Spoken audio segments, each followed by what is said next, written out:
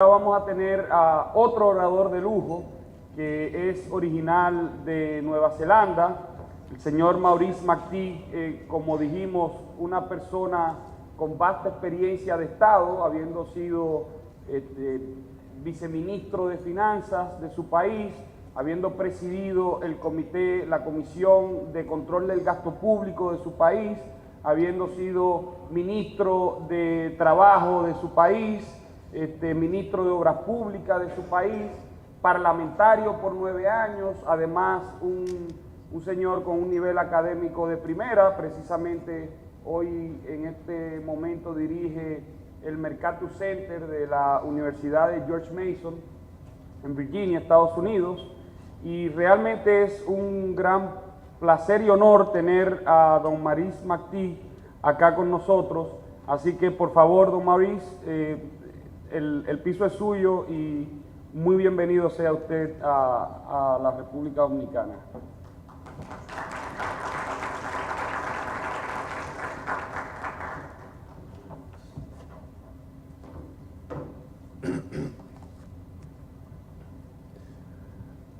Ernesto, thank you for your kind comments, and to Chris, thank you for the invitation to come to the Dominican Republic.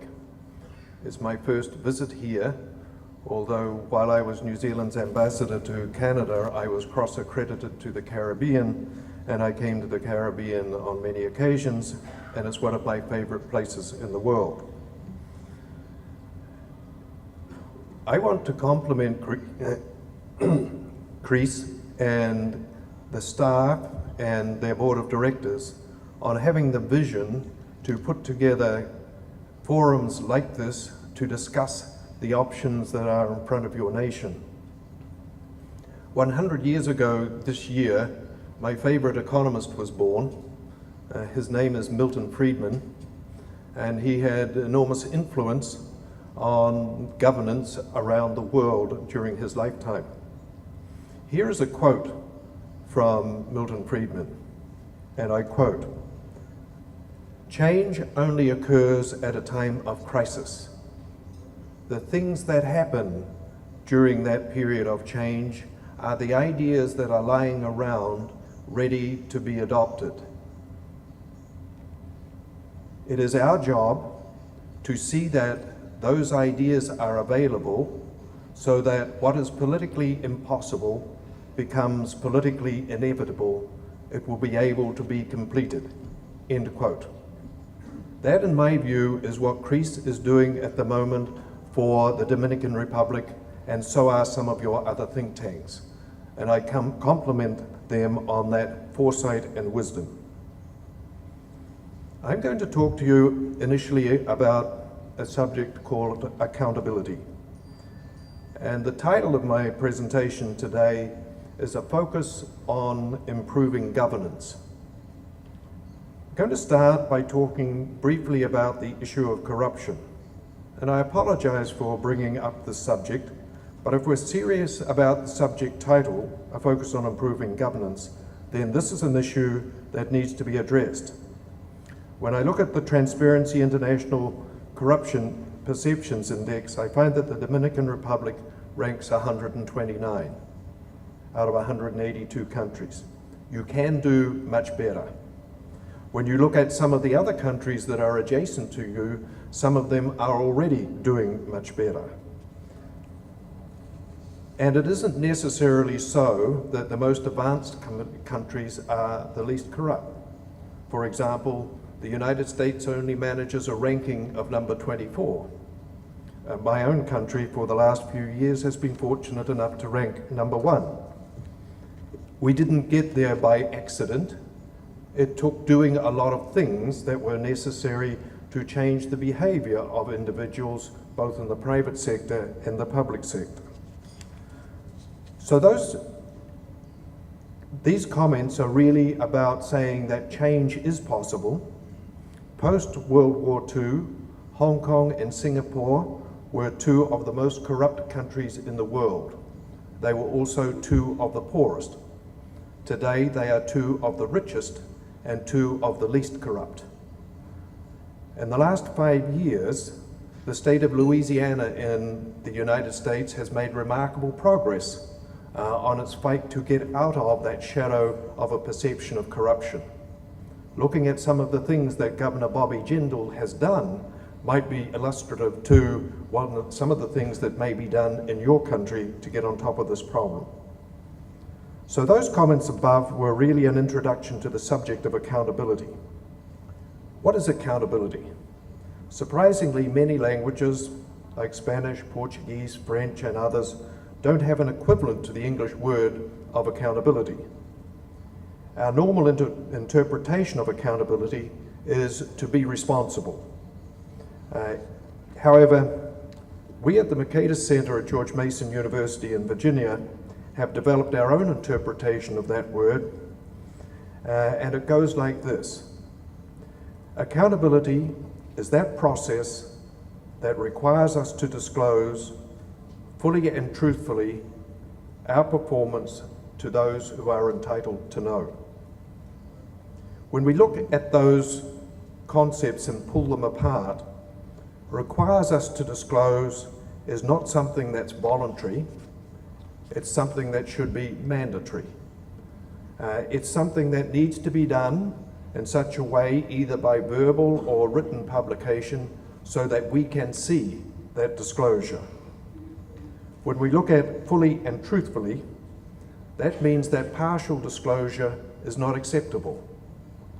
When we look at the international crisis of the last few years, much of that was caused by the fact that governments around the world did not tell the truth about their economic situation through their public accounts. That needs to change.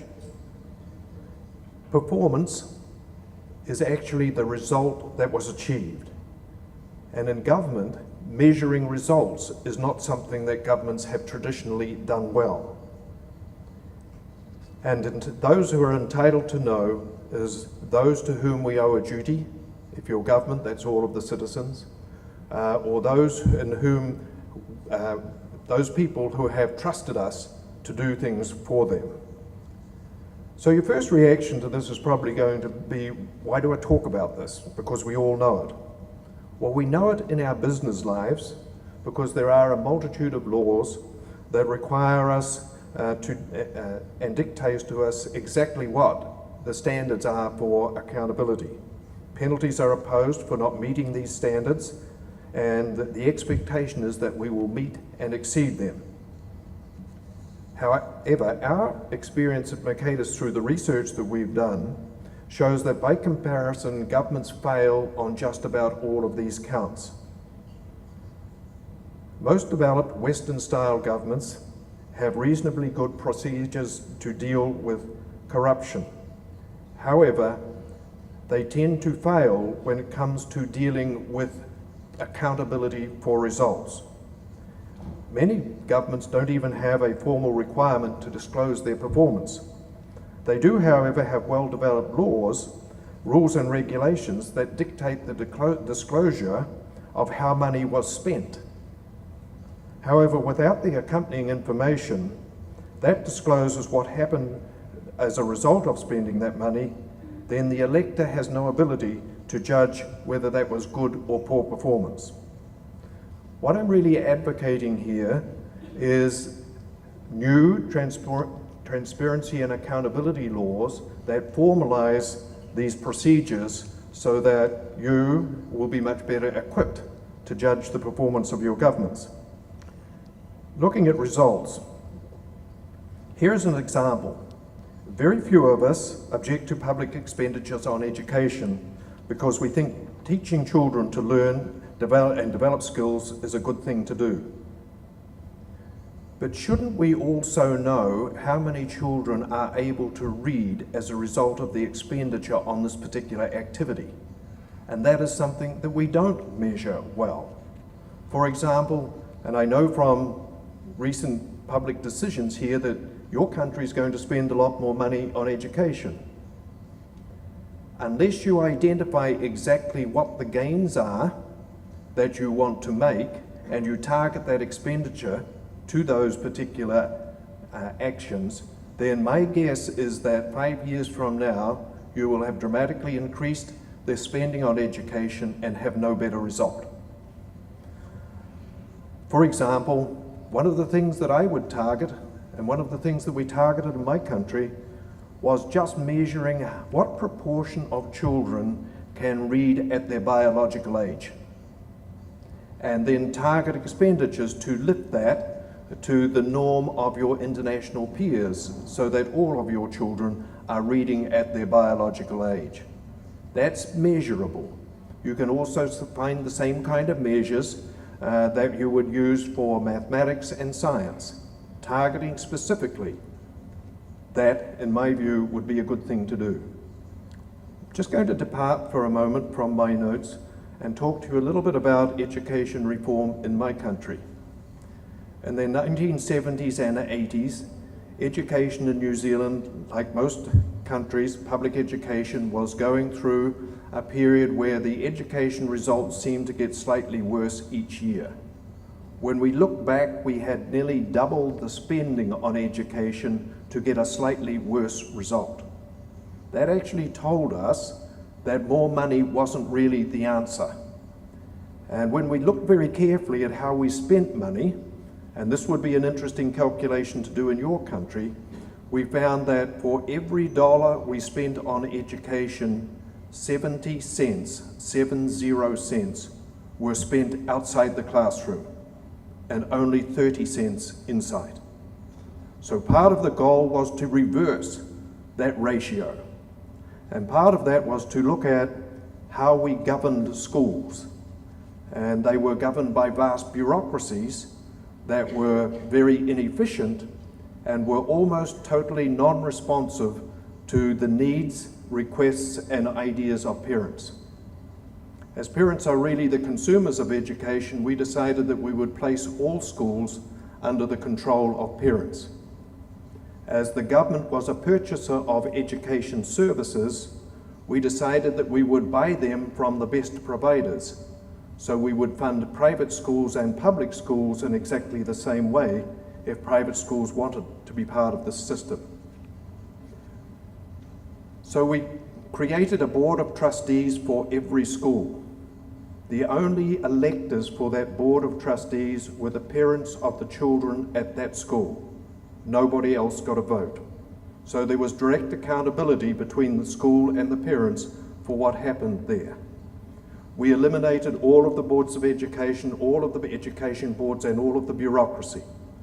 And we funded schools on the basis of counting how many children were there and providing them with per capita grants. We also dealt with something that we thought was a human right and a constitutional right for parents. And that is that no government, no bureaucrat, no other person can make a parent send their child to a bad school. You should have the right to choose where your child goes to school. So we gave parents that right to choose. What actually happened was that from where we used to rank in the world in terms of educational achievement, about number 20 or 21, we now rank number 5. And that did not require major changes to rules and regulations. It just required a major change to the process of governance, because now parents were able to see that the expenditure went to the right things.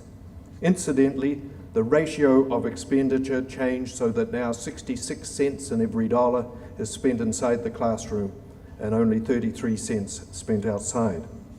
Sometimes simple measures like that give you a vast insight into where the problems are, and addressing those will give you the results that you're looking for.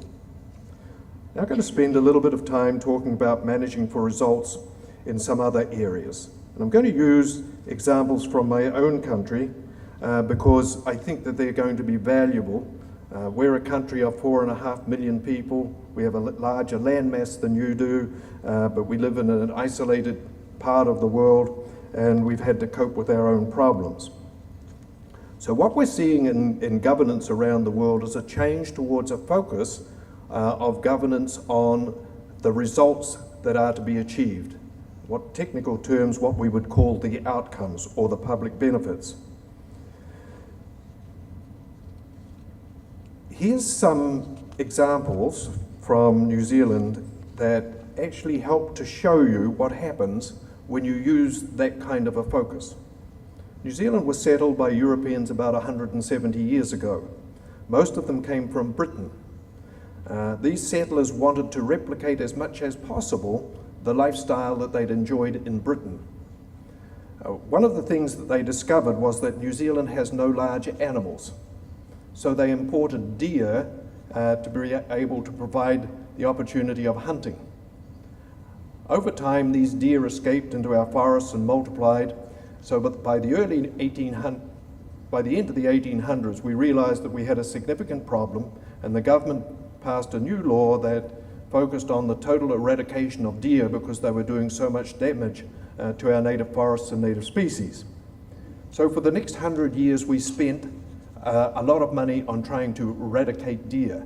That also said that no individual was allowed to keep deer, nor were you allowed to sell any deer products. In 1970, we got a little bit smarter and realized that we'd spent all of this money for a long period of time and got no result. So what we decided in 1970 was that we would allow the commercialization of deer. And we said to farmers, you can farm them. What farmers did was that they went out into the wild and they caught those deer. Nearly all of them. And why would they do that? Because in a period of about 6 months, the value of a hind went from $0 to $7,000. On a good day, you could catch 15 to 20 deer. They caught them and they put them behind 8-foot high fences. Today, 30 years later, the New Zealand government does not spend $1 on deer eradication. New Zealand is now the largest exporter of venison in the world. The native forests are no longer being critically damaged, and hunting licenses for the remaining deer sell at about $20,000 for a hunting license. All the results are going in the right direction. All that was necessary to bring this change was a focus on what policy approach would solve the problem. Many governments make the mistake that we did of thinking that government control is automatically the right answer, when the right answer was actually commercialization. When something has value, people do not waste it. Where I live in the United States now, it seems that the deer eradication issue is governed by Americans driving over them with their cars with somewhat disastrous results. Here is another different issue that demonstrates this kind of thinking as well. When I was in Cabinet, the Department of Transportation wanted to increase the fees for driver licensing because they were not recovering the full cost of that service. That's not an unreasonable proposition. But what we asked the department was, why do we require this licensing process? And they said to us, well, we need that to see that people are capable of driving a car and doing it safely. So we then said to them, yes, that's the test we go through when we get our license for the first time. Why do we have a relicensing process? Does that test the capability of a person to drive the car? The answer is no. So we said to them, why do we still do it? And after a period of consideration, they came back to us and they said, we can't find a good reason. So we decided to give people lifetime driver's licenses that didn't need to be renewed until you were over the age of 74, after which you had to have an annual medical. The Department of Transportation didn't need increased fees. There was a whole segment of the department that we didn't need any longer, so it was eliminated. This kind of questioning seems very simplistic and rational when you do it, but it took us 100 years to get to ask that question. And I'll bet it hasn't been asked in your country either.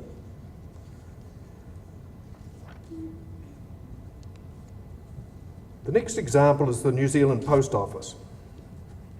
Most countries have difficulty with their post offices being profitable or not a drain on the taxpayer and being able to execute the services that we need from them. We face similar criticisms of our postal service, as do most other countries. We decided that the only acceptable result for the post office was that all mail had to be delivered within 24 hours. Previously, it took 2 to 3 days, and in more remote places, much longer than that.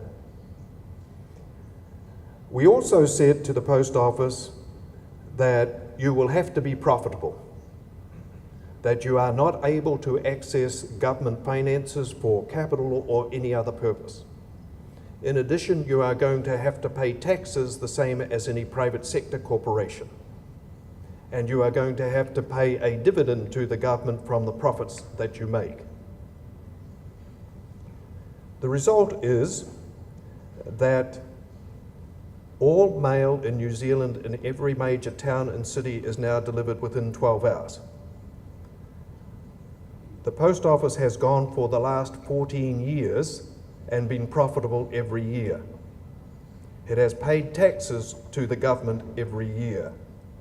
And it has paid dividends to the government every year. And I was the minister responsible for them at one time, and when we were short of money, we were taking 100% of their profits as a dividend. And they have not accessed any borrowing from the government. At the same time, of course, we said to everybody else, if you want to run a post office, you can do so. All you need to do is apply for a license and pay the $92 fee, and you can operate a post office.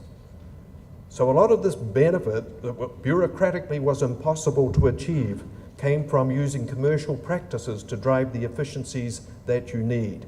Many of the activities inside government can be commercialized in just exactly that way. Now I'm going to talk about some of the more general reforms. Behind the reform process in New Zealand was a crisis, and that crisis in 1984 was that New Zealand had run out of foreign exchange. We had no ability to be able to pay our international debts. We had been consistently downgraded by the credit rating agencies. Our debt had climbed to 68% of GDP. Government was continually growing in size and continually becoming more invasive and controlling inside of our society. Our economy was growing at about 0.5 of 1% to 1% per annum, and generally the expectations of the citizens were being crushed. The reform process was based around restoring fiscal responsibility to the government and improving the competitiveness of our economy. Improving the competitiveness of an economy can be simplified down to this crucial principle. You do that by making your country more attractive for investors to come. That means that you eliminate all of those things that make it unattractive for investors to come. One of the interesting things to do when you are comparing countries is to look at an index that the World Bank puts out, and so do other agencies, and it's called the International Ease of Doing Business Index. Your country ranks somewhere around about 110. New Zealand today ranks number 1 or 2. We got there by targeting gradually a whole lot of the criteria that are in that index. For example, if you need to register a change of title to a property, or you need to place a security on a title to be able to borrow money, you can do that in 1 day with one operation. It takes many days here. There is no reason why you can't get it down to 1 day. That should be the goal. If you want a permit for building construction, it takes about 3 operations and about 5 days. You need to do the same. It takes something in excess of 6 months to do that in Puerto Rico. Nobody is going to hang around with that spare cash available waiting to get those permits. Incidentally, if you eliminate much of the licensing process by looking carefully at does this add any value, you also eliminate the opportunities for corruption. The country of Georgia in 2004, I don't mean the state of Georgia in the United States, I mean the country of Georgia right next to Russia, that had a massive problem with corruption, What they did, or what the Minister for the Economy did, was that he fired the entire police force, and they removed 85% of Georgia's regulations in a period of 3 weeks. And then they restarted and they put back in place anything that was absolutely necessary. And the corruption level in the country fell by about 50 to 60% almost immediately, because you'd taken away those opportunities. So it's not just about creating the right business climate, it's also about taking away the opportunities for bad things to happen, because that's the best way to control them. Now I'm going to move on to looking at the agencies of government. And what we had was a government that was massive, ineffective, and costly. And what we've learned from that process of trying to save money and make savings is not earth-shattering, because they are procedures that we've known for a long period of time. For example, one of our rules was, we will stop funding things that don't work. You would be amazed how many things governments fund that don't work. You'd also be amazed at how hard it is to find out what doesn't work, because in many instances that information is not produced. But one of the other things that we did was that we decided that the government owns a lot of operations. They are really delivery organizations, and we should treat them like an owner in the private sector should. And we shouldn't duplicate those services unnecessarily by having many organizations doing the same things. So what we did with our departments was that one by one we put a private sector team of consultants in there to identify what is the core business, how many of the activities in this department are related to that core business, how many activities are not related, eliminate all the activities that are not related to the core business, and make certain that that core business was delivering the outcome that the government wanted. This is a massive simplification of a process, but let me give you an indication of some of the results. The Department of Transportation in New Zealand employed 5,600 people. After having been through this review process, identifying what its core business was, and eliminating all of the things that didn't belong there, the department staff was now down to 53 people, 53. Because all the department really had to do was to audit things in the private sector to see that they met the standards. What it had grown into was a massive delivery organisations for things that should really have been paid for by users and consumers in the private sector, not by taxpayers. The Forest Service, which was responsible for managing the forests, had 17,000 people. What we found that they did was that they did most of the work on the forests after we had sold cutting rights. They did the replanting, they did all of the silviculture work, they maintained the forests, and they controlled the fires, etc. And we wondered why we were actually paying for that.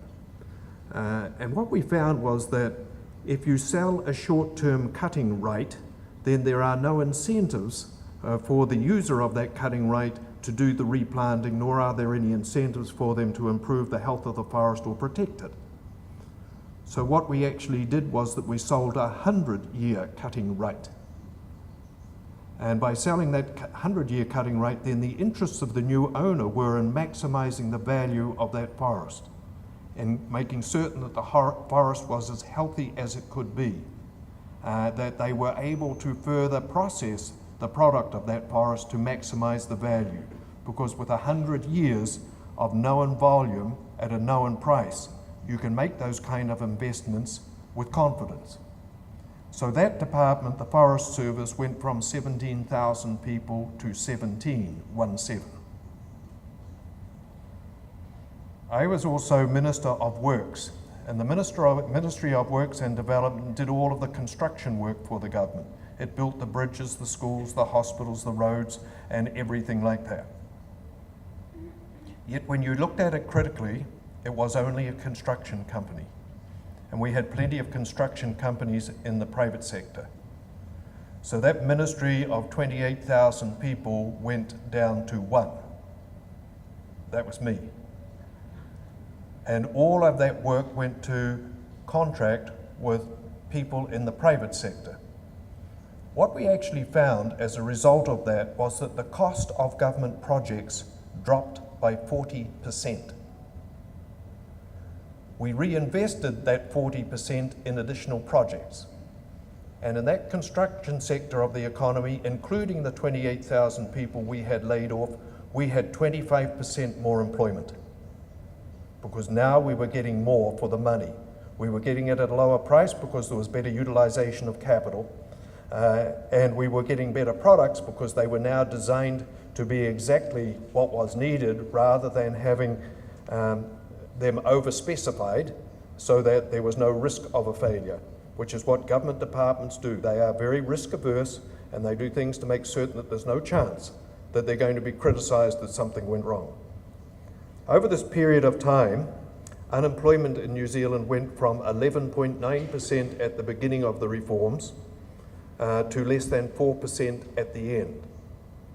We had laid off 66,000 people, or 2/3 of our civil service. Yet we got that drop in unemployment. We got that drop because the economy was becoming more dynamic. By focusing on these issues, government's share at a local and a national level dropped from 44% of GDP to 27% of GDP. That money that the government used to use didn't go away. That was now used by private entrepreneurs to create more wealth. Instead of growing at 0.5% per year or 1% per year, our growth rates climbed to over 5%. Those were some of the factors that drove the improvement in unemployment. Those were also some of the factors that drove the improvement in investment. Now I'm going to talk about some other mechanics of how the government does business. I'm going to talk about the funding process and how you actually run government agencies. You see, the bad performance of government agencies over a long period of time was really the result of politicians interfering in the day-to-day business of the department for a variety of reasons that had nothing whatsoever to do with whether the department is going to do a better job. It was more about, is it going to do things in my district? Is it going to build its next facility where my supporters are going to be rewarded from it? What we did was decide that we would separate that process from the political process. So all of our departments are now governed by a CEO who is responsible for the day-to-day operations of the department. We employ those CEOs on term contracts. We advertise those positions around the world, and about half of them are held by non-New Zealand nationals. Because what we want is the best. The CEO gets a term contract. It can only be terminated for non-performance of their job. And otherwise the department is not achieving the goals that the government set for it. A change of minister or a change of government cannot change these people. I was the minister, I had a CEO. I told the minister what I wanted and what we were going to buy through the budget. He had to deliver it. That relationship between us was a formal contract, written down and laid on the table in Parliament so everybody could see. He could not be forced to do something that wasn't in his contract. If the government wanted him to do something more than was in the contract, they either had to cancel something that was there or provide more money. Otherwise, the CEO could just say no. So what we got was a much better accountability for results with much less influence for things that were not essential to the good of the country. What I'm really advocating here is for a legal framework that reduces political interference in the day-to-day management of government departments. I don't know any government anywhere in the world that I've worked with, including my own, that couldn't benefit from having that kind of clarity in the management and governing process. Let me now move to how we managed some of the budget things. And what we did was that we changed the appropriation process. And I can do this best by giving you an example. The appropriation process in most places is a decision-making process that determines an amount of money to be spent on something. But it really looks more like a grant than a purchase, because it's not very clear exactly what it is that you're buying. For example, if you give pocket money to your child and you say to them, I want you to go and buy a book for school, they will probably do that. But if you just say to the child, I want you to spend this money on something that's good for you, they are probably going to spend it on candy. Much of the funding process for governments was similar to that process of a grant as opposed to a purchase. We decided that we were going to change this process so that there was a great deal more clarity in exactly what we were buying, so that there could be a great deal more accountability for the results achieved. This is one of the departments that I was Minister for. I was Minister of Labour, and I was also Minister for Employment. When I inherited that department, it thought that its job was to cure unemployment. That is absolutely impossible for any one government agency to do, because unemployment is a factor of major macroeconomic and microeconomic activities that a single department does not have control over. So the first thing that we did was that we decided that we're not going to try and cure unemployment. What we are going to do is try and improve the employability of unemployed people. That is something that you can do. When we looked at the 34 programs that I had inherited that were targeted at unemployed people, they had been analysed in the past on how many people volunteered for the program. Did they like being part of the program? And was it socially sensitive? The one thing that wasn't measured was how good was it at putting people into work. So we audited all those programs on the basis of how good were they at putting people into work and at what cost.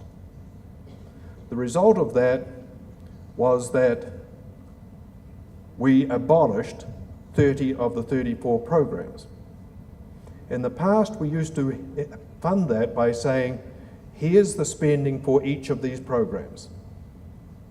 This is the amount of spending that goes in Job Start, this is the amount of spending that goes in job education, etc.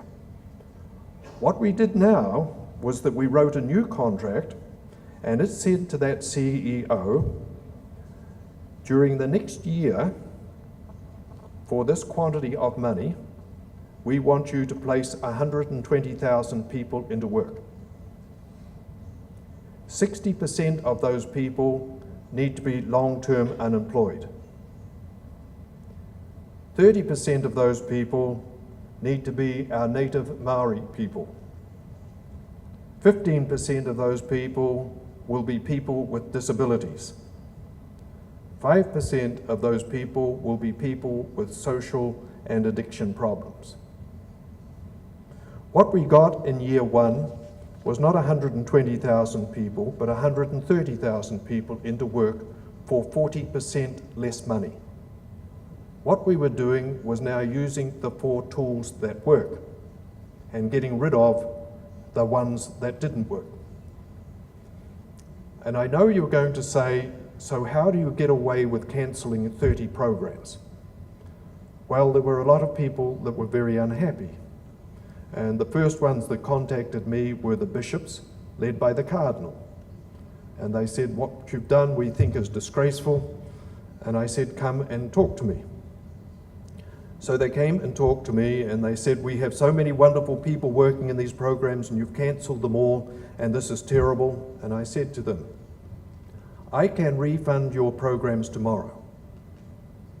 But if I do, 80,000 people are not going to get jobs.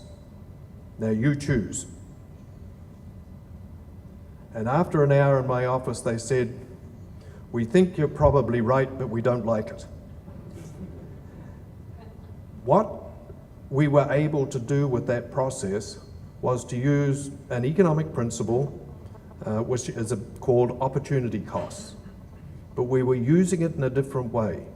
What we were doing for political purposes was to be able to demonstrate what is the public benefit foregone. And if we stayed with the status quo, the public benefit foregone was that 80,000 people didn't get jobs. Having these tools makes it much easier to be able to justify a very logical approach to changing government policies. As a result of these changes in my country, the New Zealand government had 16 consecutive years after that of surpluses. It had been preceded by 23 successive years of deficits. We went from having a debt of 67% of GDP to a debt of 10% of GDP because we used surpluses to pay down debt. We also were able to use those surpluses, and in the middle 90s we had 5 successive years where we gave tax cuts every year to reduce the quantity of money coming into the government because it was getting too much. Is this a unique story about New Zealand only? The answer is no. There are many countries around the world who have embarked on reforms with remarkable success. Hong Kong and Singapore, but a long time ago, immediately after the Second World War. Hong Kong is the only place in the world that I know has a statutory ban on the government being able to incur debt. On the 3 times since the Second World War when Hong Kong has had a deficit, it paid the deficit out of accumulated reserves. As Senior Murphy said in his presentation to us, the smart thing to do would be use surpluses to put away for a rainy day so that you could pay when there was a catastrophic event that you couldn't afford. Except most countries don't do that. Some of the other countries are Canada. In 1992, Canada had a deficit of 8% of GDP. It had serious problems by 1998. Canada was in surplus, and it remained in surplus all the way through until 2009. It will be back in surpluses again this year. And that good fiscal management has meant that Canada has come out of the recession in much better shape than the United States. Some of the other countries are places like Slovenia and Slovakia and Estonia and Chile and Puerto Rico and Barbados and Russia and Denmark and Finland, the Netherlands, Ireland, Iceland, Australia, and the list goes on. So it's not an impossible task. Some of the things that I've talked to you about are really focusing on some things that I think are important, and that is asking a very basic question. Is this expenditure something that should be fairly charged to the taxpayer, or is this expenditure something that should really be recovered through the consumers of those goods and services? And my answer is that many of them should be fully recovered from the consumers and users of those services. So some of the things that we commercialized, and by commercialization I mean that we made them operate like companies in the private sector, being profitable, paying taxes, finding their own capital from the financial markets, not from the government. And in some cases we sold them. New Zealand has 13 ports. Before commercialization, 9 of them made annual losses and the government had to back them up. The other 4 were profitable. Today 13 of them are profitable. And if they're not profitable and they have to go out of business, that's too bad. It's not the government's problem. There are plenty of other ports that we can export from. By doing that, the export cost of goods from New Zealand dropped by 50% because our ports were extraordinarily badly managed. That helps your competitiveness. Other things are air traffic control, airports, railways, government printing, land titles and deeds, postal services, weather services, management of public buildings, agricultural advisory services, fisheries management, and the list goes on. All of those things are now non-cost items to the government, fully funded by the users of goods and services. Those are the kind of things that will bring both efficiencies and saving. In conclusion, the purpose of this discussion is to show the importance in policy development of knowing first whether current policies work or whether different activities would produce better results. That requires identifying the public benefit sought and then seeking proof that the current actions taken beneficially impact that outcome. Absent this information, then every decision taken could better be described as a faith-based initiative. Having fixed the problem, don't let it happen again. And I think that countries like yours and many more countries need something like a fiscal responsibility law that defines what is fiscally responsible behavior by your government and then holds it accountable to that standard. A rough count, I can count about 40 countries around the world who have some kind of fiscal responsibility or fiscal stability laws. Not all of them abide by them, but many more do than those that don't have any kind of legislation that requires that performance from their leaders. It's been a wonderful experience to be in the Dominican Republic. I've enjoyed it enormously. I hope these comments have been helpful, and I look forward to coming back to your wonderful country again sometime in the future. Thank you.